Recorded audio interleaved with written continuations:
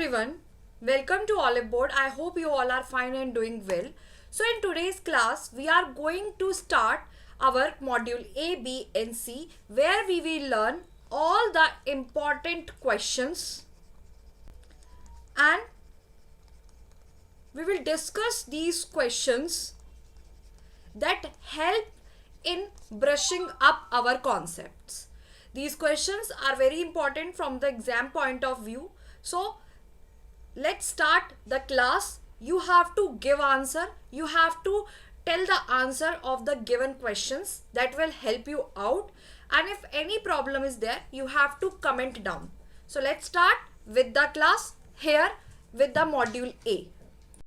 So पहला question यहाँ पर है एसेट ट्रांसफॉर्मेशन फंक्शन किसी भी बैंक का किस चीज से रेफर करता है. एसेट ट्रांसफॉर्मेशन फंक्शन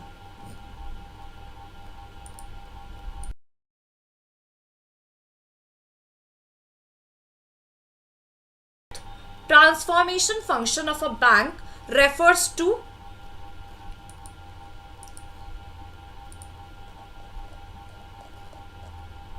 अगर हम बात करें एसेट ट्रांसफॉर्मेशन फंक्शन की, देखो बहुत ही आसान शब्दों में क्या है कि जो बैंक होते हैं वो जितने लो यील्डिंग लिक्विड होता है उनको कन्वर्ट करता है लो यील्ड वाले लिक्विड डिपॉजिट्स को हाई यील्ड के लोन और इन्वेस्टमेंट में. ये कैसे वर्क करता है? लोग आएंगे, पैसा डिपॉजिट करेंगे, बैंक उनको लो इंटरेस्ट पे करेगा, बैंक लोन दे देगा और इन्वेस्ट कर देगा और हायर इंटरेस्ट को अर्न करेगा. जो डिफरेंस होगा वही बैंक का प्रॉफिट होगा. सो अगर हम यहाँ पर बोले कि जो मेच्योरिटी ट्रांसफॉर्मेशन में क्या होता है, short term deposits long term deposits होते हैं. दूसरा रिस्क ट्रांसफॉर्मेशन में क्या होता है कि छोटे लोन्स में कम रिस्क होता है जबकि स्मॉल डिपॉजिट में बड़े लोन्स होते हैं. अब लिक्विडिटी ट्रांसफॉर्मेशन मतलब बहुत ही इजी है विड्रॉ करना डिपॉजिट्स को. जैसे कि अगर सपोज मिस्टर ए ने आकर 1,00,000 रुपए जमा करे, बैंक ने क्या करा, लोन दे दिया बिजनेस को और 10% इंटरेस्ट चार्ज किया और सिर्फ मिस्टर ए को 4% ही इंटरेस्ट दिया, तो बाकी का जो 6% इंटरेस्ट है वो क्या हो गया, बैंक का प्रॉफिट हो गया.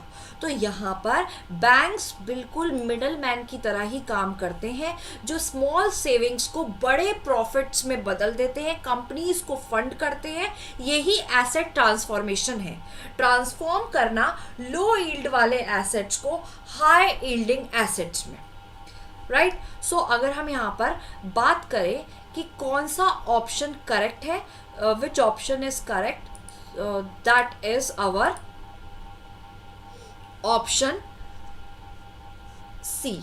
Transforming low yielding assets to high yielding asset is the correct answer here.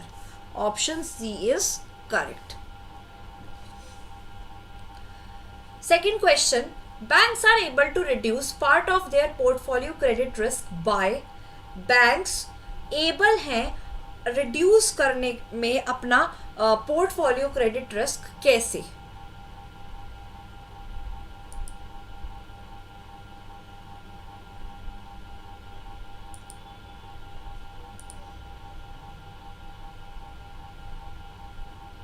Read the options. देखो क्रेडिट रिस्क क्या होता है, क्रेडिट रिस्क तो हमें पता है क्या होता है, जहाँ पर बोरोवर डिफॉल्ट हो जाता है लोन देने में या फिर वो ऑब्लिगेशंस को पूरा नहीं कर पाता, तो बैंक वहाँ पर फेस करते हैं कि जब भी वो पैसे को लेंड करेंगे, इन्वेस्ट करेंगे डेट इंस्ट्रूमेंट्स में, तो बेसिकली वो इस तरीके के रिस्क को फेस कर लेते हैं. अब बैंक को क्यों ज़रूरी है कि वो अपने क्रेडिट रिस्क को रिड्यूस करे? सबसे पहले तो यहाँ पर वो एक अच्छी खासी lending policy, credit lending policy को फॉर्मुलेट करें. दूसरा डाइवर्सिफिकेशन, जो कि बहुत इफ़ेक्टिव प्रोसेस माना जाता है, बहुत ही इफ़ेक्टिव मेथड माना जाता है. सारा लोन, सारे मतलब एक ही सेक्टर को या एक ही बोरोवर को सारा लोन ना दे करके बैंक्स को लोन अलग अलग सेक्टर्स में स्प्रेड करने चाहिए. अलग अलग सेक्टर्स, अलग अलग जियोग्राफीज, अलग अलग बोरोवर के टाइप्स. अभी क्यों वर्क करता है? देखो, अगर एक ही बोरोवर को हमने सारा लोन दे दिया या फिर एक ही सेक्टर को सारा लोन दे दिया, सपोज हाउसिंग सेक्टर को सारा लोन दे दिया बैंक्स ने, तो अगर हाउसिंग सेक्टर आकर के डाउनफॉल उसका शुरू हुआ तो बैंक्स को भारी नुकसान होगा। लेकिन अगर बैंक्स ने अपना लोन स्प्रेड कर रखा है तो लॉस लिमिटेड होगा अगर कोई एक सेक्टर का डाउनफॉल हो भी जाता है। तो बेसिकली दिस इज लाइक कि सारे एग्स को एक ही बास्केट में ना रखते हुए स्प्रेड करते हुए रखें, तो ताकि अगर लॉस हो तो थोड़ा थोड़ा ही लॉस हो। फिर उसके बाद कोलेट्रल होना जरूरी है, क्योंकि कोलेट्रल क्या करता है, लॉस को थोड़ा सा कम कर देता है। अगर बाय चांस बोरोवर डिफॉल्ट हुआ तो कोलेट्रल यूज कर सकता है बैंक रिकवर करने के लिए।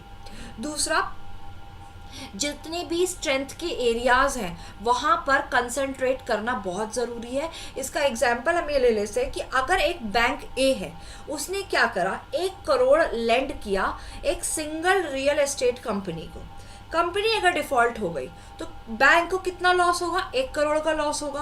अगर सेम दूसरा बैंक क्या कर रहा है, 1 करोड़ रुपए 10 अलग अलग डिफरेंट सेक्टर की 10 अलग अलग कंपनीज को दे रहा है, बाई चांस अगर एक कंपनी डिफॉल्ट हो भी जाती है तो सिर्फ 10% ही लॉस होगा। तो जितना ज़्यादा रिस्क को स्प्रेड किया जाएगा उतना ही ज़्यादा इम्पैक्ट नहीं होगा किसी एक के डिफॉल्ट होने से। यही डाइवर्सिफिकेशन है। तो अगर हम यहाँ पर करेक्ट आंसर की बात करें, banks are able to reduce part of their portfolio credit risk by diversification process. This is the correct answer here. Got it? Now next question, monetary transmission mechanism that is defined as the link between what monetary transmission mechanism.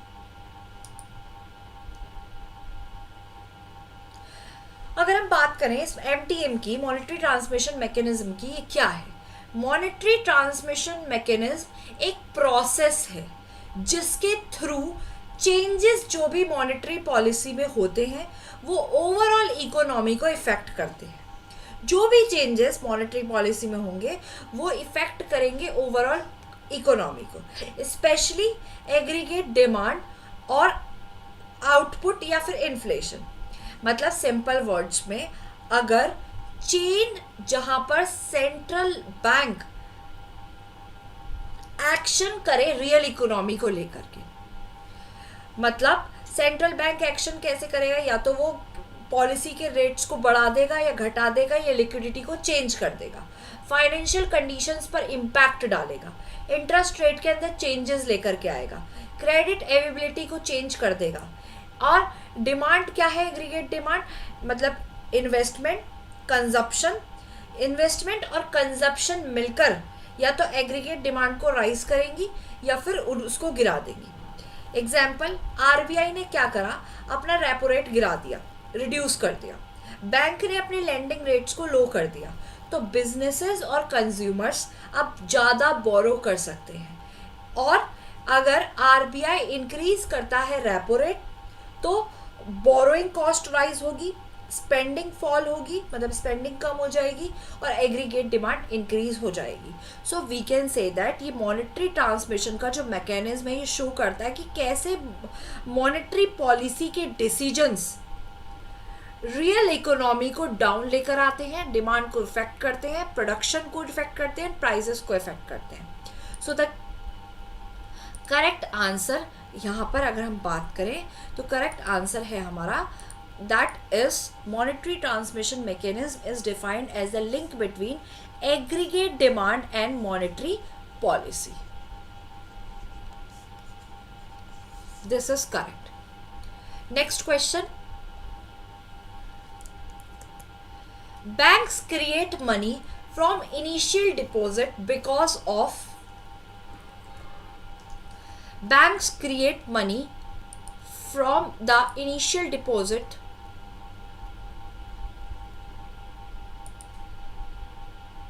because of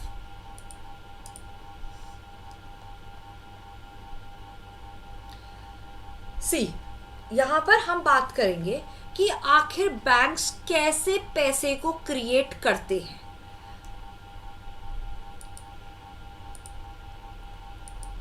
सो आखिर banks कैसे पैसा create करते हैं, सबसे ज़रूरी बात यहाँ पर इसकी करेंगे हम। देखो, बैंक क्या करते हैं, बैंक होल्ड करके तो नहीं रखते डिपॉजिट्स को। वो क्या करते हैं, जैसे आप देते हो वो किसी और को लेंड कर देते हैं।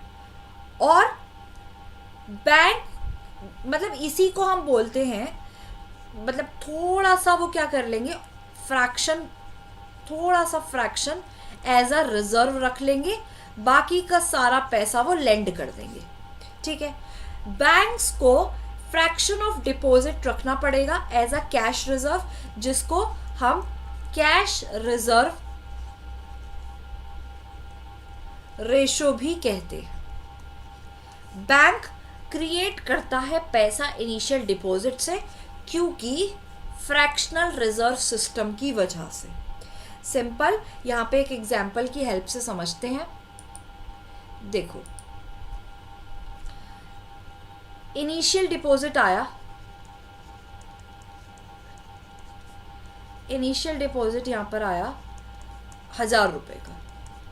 ठीक है, अब कैश रिजर्व रेशो क्या था, 10% था, तो बैंक ने 100 रुपये रख लिए। बैंक कीप्स 100 रुपीज़ और बाकी का लेंड कर दिया, रुपीज़ 900 रुपये लेंड कर दिया। अब ये 900 डिपॉजिट हो गए दूसरे बैंक में जाकर के। यहाँ पर बैंक ने क्या करा, 10% फिर रख लिया, बाकी का 810 लेंड कर दिया। ये चीज़ कंटिन्यू चलती रही। तो यहाँ पर हम बोल सकते हैं बैंक पैसा क्रिएट करता है इसी सिस्टम से, जिसको फ्रैक्शनल रिजर्व सिस्टम का नाम दिया गया है। सो ऑप्शन सी यहाँ पर करेक्ट है। Is that clear? Next question, asymmetric information problem of moral hazard को राइज करती है। मतलब मॉरल हजार्ड क्या है और एसिमेट्रिक इंफॉर्मेशन क्या है, एक क्विक ओवरव्यू। देखो, मॉरल हजार्ड की बात क्या करें, मॉरल हजार्ड है मतलब जानबूझ के ऐसा बिहेव करना जिसके अंदर रिस्क हो। एक कार ड्राइवर को पता है कि अगर उसकी कार में आग लगती है या उसकी कार कहीं ठुकती है, एक्सीडेंट होता है, तो उसको इंश्योरेंस का पैसा मिलेगा। तो अब वो जानबूझ के रैश ड्राइविंग कर रहा है, क्योंकि उसको पता है कि अगर कुछ होता है तो पैसा मिलेगा इंश्योरेंस से। जबकि एसिमेट्रिक इंफॉर्मेशन क्या होता है, जहां पर दो पार्टीज होती हैं लेकिन एक पार्टी को ज्यादा इंफॉर्मेशन होती है दूसरी पार्टी से। जैसे सपोज कि शॉप पे गए तो वहां पर प्रोडक्ट के बारे में जो शॉपकीपर है उसको ज्यादा नॉलेज होगी, तो ये हो गया एसिमेट्रिक इंफॉर्मेशन। मॉरल हजार्ड जहाँ जानबूझ के रिस्की बिहेवियर होता है, तो एसिमेट्रिक इंफॉर्मेशन मॉरल हजार्ड की प्रॉब्लम को राइज करती है, विच टेक प्लेस वेयर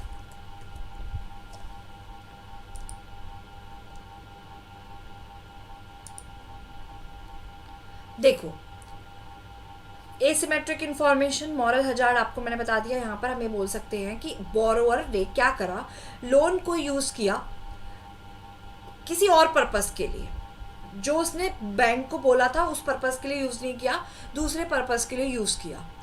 अब बोरोवर ने रिस्की इन्वेस्टमेंट्स कर ली, तो इस केस में बैंक को ही तो रिस्क झेलना पड़ेगा। अगर बोरोवर देने से मना कर देता है तो उस केस में क्या होगा, बैंक को झेलना पड़ेगा।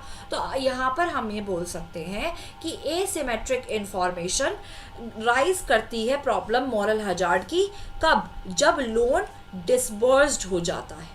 So after the loan has disbursed, loan disburse हो गया, अब बोरोवर कुछ भी करे उस पैसे का, वो नहीं बताया, उसने झूठ बोल के बैंक से पैसा ले लिया, अब उस पैसे का वो कुछ भी करे, तो इस केस में एसिमेट्रिक इंफॉर्मेशन आ जाती है। तो इस that's why option D is correct है।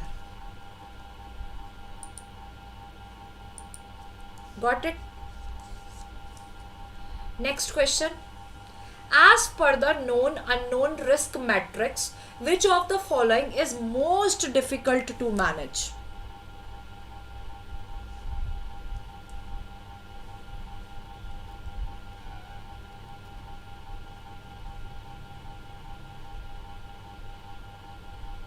सी, लेट्स सी कि हमारा ये नोन क्या है।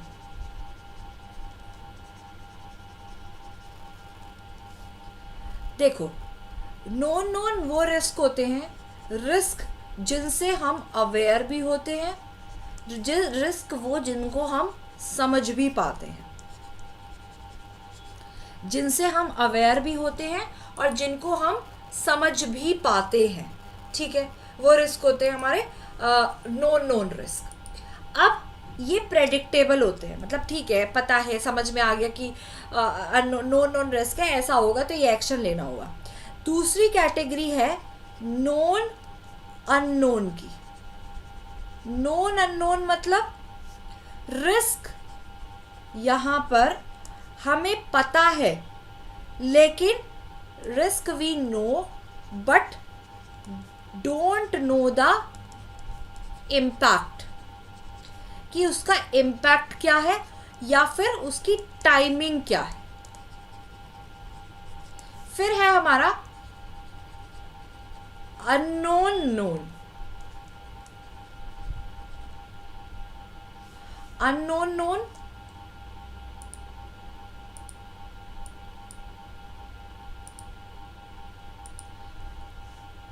अननोन नोन में क्या है कि यहाँ पर रिस्क के बारे में हमें पता है, लेकिन जितना एजम्पशंस हैं उतनी हिडन चीज़ें भी हैं, हिडन रिस्क भी हैं।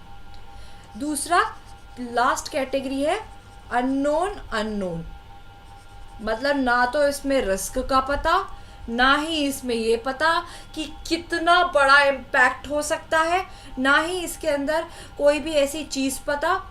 इसीलिए अननोन अननोन सबसे हार्ड है मैनेज करना। इसमें पता ही नहीं है कि क्या चीज़ एग्जिस्ट कर रही है, और ये सबसे रिस्की, सबसे डिफ़िकल्ट होते हैं, क्योंकि ये पूरी तरीके से फुल ऑफ सरप्राइजेस होते हैं। So this one is the category which is most difficult to manage. So correct answer is option C. Now financial and macroeconomic connectedness makes economies, corporation and bank are vulnerable dash risk. Financial macroeconomic connectedness makes economies, corporations and banks को vulnerable बनाता है किस risk के लिए?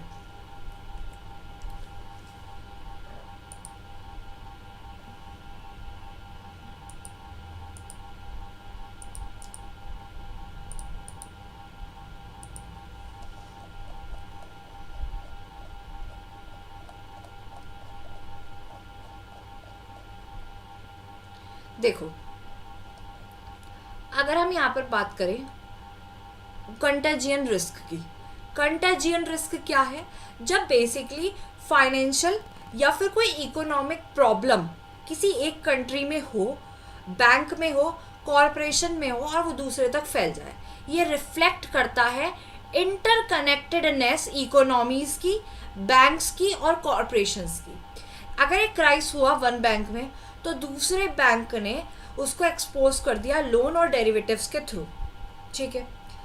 अब एक suppose एक country की इकोनॉमी कोलैप्स हुई, जिसने इफेक्ट किया फॉरेन इन्वेस्टर्स को, ट्रेड पार्टनर्स को, और पूरे ग्लोबली इफेक्ट आया उसका। तो कंटाजियन रिस्क मतलब कि कितना ज़्यादा वल्नरेबिलिटी है अगर एक एंटिटी स्प्रेड होती है अदर्स पर, क्योंकि वहाँ पर फाइनेंशियल और मैक्रो इकोनॉमिक कनेक्शंस हैं। तो बेसिकली हम यहाँ पर बोल सकते हैं कि financial and macroeconomic connectedness make economics, corporation and banks are vulnerable contagion risk, vulnerable to the contagion risk. So option D is correct here. Next question.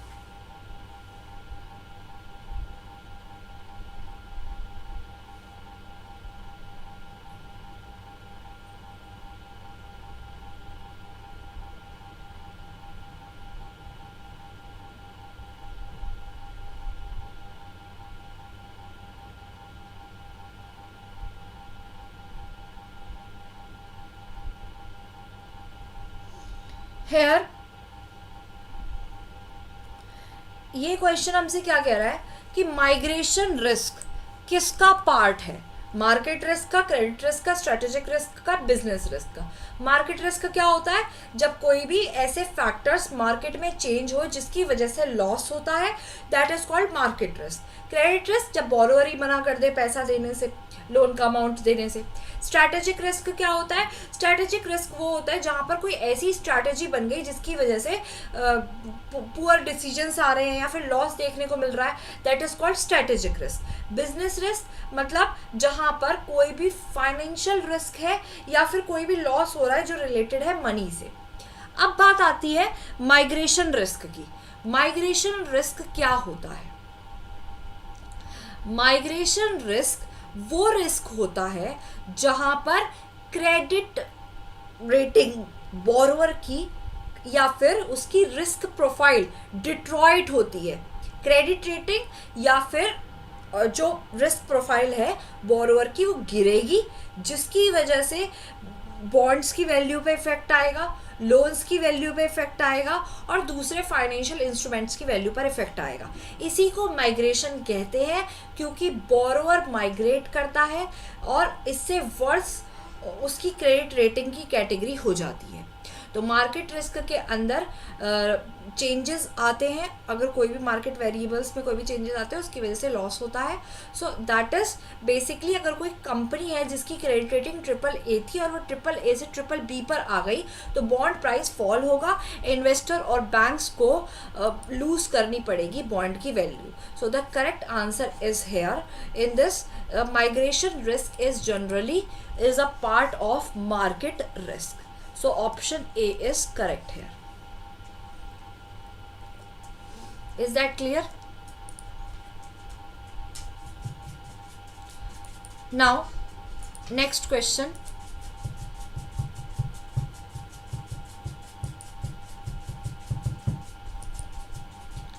Settlement risk. Settlement risk क्या होता है? देखो, settlement risk एक ऐसा risk है जिसने बहुत बड़े बड़े बड़े बड़े चीज़ों को किया है, जैसे कोलैप बैंक्स ही बंद कर दिए और जैसे हर स्टेट बैंक था वो सेटलमेंट रिस्क का ही एग्जाम्पल है, जहाँ पर क्या होता है कि एक पार्टी ने तो अपनी ऑब्लिगेशंस को फुलफिल कर दिया, राइट एक पार्टी ने अपनी ऑब्लिगेशंस को फुलफिल कर दिया, दूसरी पार्टी ने अपनी ऑब्लिगेशंस को फुलफिल नहीं किया, तो आता है सेटलमेंट रिस्क, राइट तब हमारा आता है सेटलमेंट रिस्क। मतलब सेटलमेंट रिस्क हम ये बोल सकते हैं जब एक पार्टी अपने फाइनेंशियल ट्रांजैक्शंस को तो कर देती है लेकिन दूसरी पार्टी वैल्यू डिलीवर करने को मना मतलब नहीं कर पाती वैल्यू को डिलीवर। सो ये ही हर स्टेट रिस्क था, जहाँ पर जर्मन बैंक फेल हो गया था 1974 में, रिपेमेंट्स उसको नहीं मिली थी और उसने मतलब उसको पेमेंट मिल गई थी लेकिन उसने करेंसी को डिलीवर नहीं किया था। तो बेसिकली हम ये बोल सकते हैं कि हमारा सेटलमेंट रिस्क क्या है, जहाँ पर ट्रांजैक्शन एक साथ साइमल्टेनियसली प्लेस नहीं करती, एक साथ दोनों काम नहीं होते, एक एक करके होते हैं, जिसकी वजह से सेटलमेंट रिस्क जैसे रिस्क होने की संभावना होती है। काउंटर पार्टी रिस्क कैसा रिस्क है? बायलेटरल रिस्क है, क्योंकि काउंटर पार्टी रिस्क में क्या होता है, वही चीज़ है, एक पार्टी ने अपना काम कर दिया, अपने ऑब्लिगेशंस को कंप्लीट कर दिया, लेकिन दूसरी पार्टी ने अपने ऑब्लिगेशंस को पूरा नहीं किया, तो उसी की वजह से काउंटर पार्टी रिस्क आता है।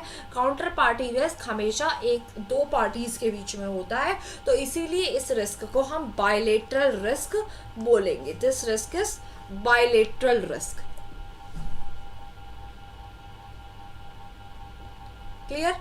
जब दो पार्टीज इन्वॉल्व हो तो बायलेटरल रिस्क होता है। नेक्स्ट,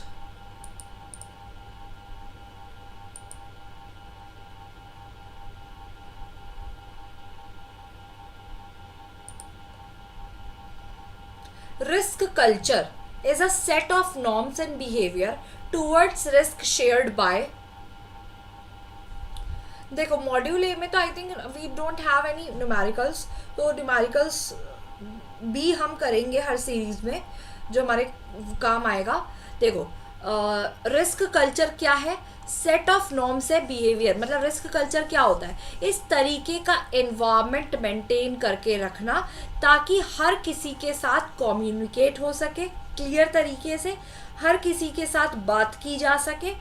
रिस्क कल्चर जहाँ पर फिर चाहे वो टॉप मैनेजमेंट हो, बोर्ड ऑफ डायरेक्टर्स हो, रिस्क मैनेजमेंट का खुद का डिपार्टमेंट हो, सबको चीज़ें फॉलो करके चलनी है। Even we can say that सारे एम्प्लॉयज़ के साथ सब रूल्स और बिहेवियर्स शेयर होने चाहिए कि कैसे एक ऑर्गेनाइजेशन में वर्क करना है। सो यहाँ पर हमारा करेक्ट आंसर होगा ऑल द एम्प्लॉयज़।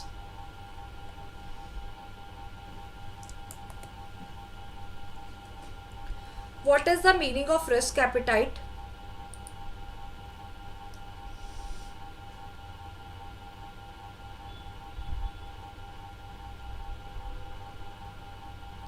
देखो क्लियर मतलब है रिस्क एपिटाइट का। सिंपल रिस्क एपिटाइट को हम क्या बोलते हैं?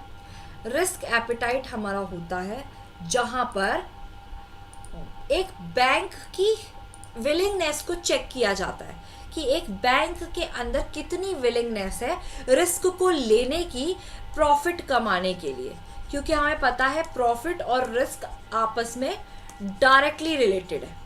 ठीक है, डायरेक्टली रिलेटेड है। जितना ज़्यादा रिस्क होगा उतना ज़्यादा प्रॉफिट के चांसेस होंगे। सो रिस्क एपिटाइट एक बैंक की क्षमता, कैपेसिटी कि कितना रिस्क एक बैंक ले सकता है अपने प्रॉफिट को कमाने के लिए। तो अब willingness a bank is willing to take, we can say is risk appetite. Which of the following is not a part of risk management framework? Risk management के अंदर कौन सा स्टेप नहीं आता है?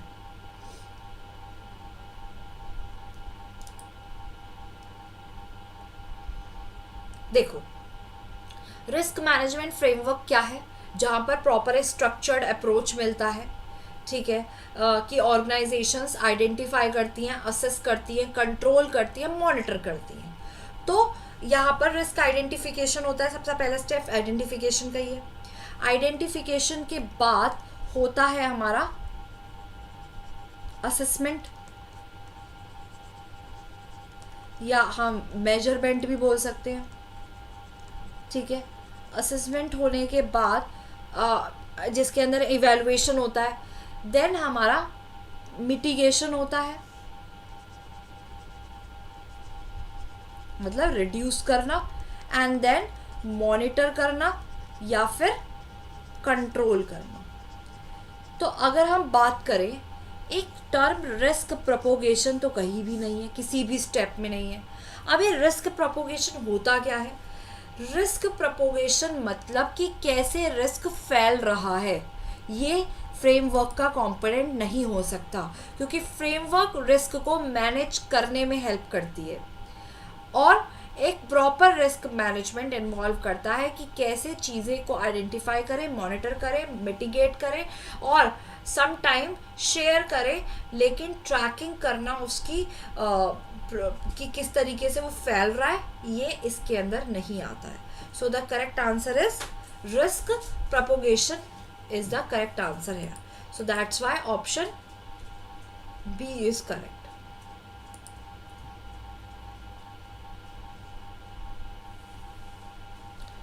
रिस्क मेजरमेंट का प्रोसेस क्या involve करता है?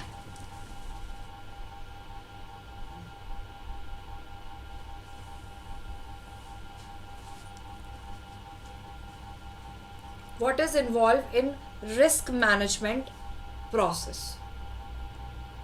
क्वांटिफाई करना, क्योंकि ये तो बहुत ज़रूरी है जहाँ पर इम्पैक्ट के बारे में पता चले रिस्क के। अब एग्जाम्पल हम ये ले लेते हैं, एक बैंक है जिसने पोटेंशियल लॉस को इवेलुएट किया प्रोबेबिलिटी ऑफ डिफ़ॉल्ट का यूज़ करके, लॉस एट गिवन डिफ़ॉल्ट का यूज़ करके और एक्सपोजर एट डिफ़ॉल्ट का यूज़ करके। रिस्क मेजरमेंट मतलब न्यूमेरिकल वैल्यूज असाइन कर देना और उनके पोटेंशियल इम्पैक्ट को समझना।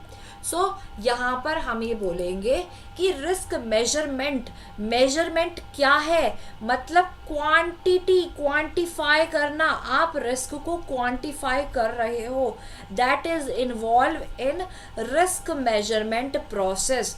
क्वांटिफाई करना रिस्क को मेजरमेंट के अंदर इंक्लूड होता है। अब बात आती है एंटरप्राइज रिस्क मैनेजमेंट की। Enterprise risk management put it covers where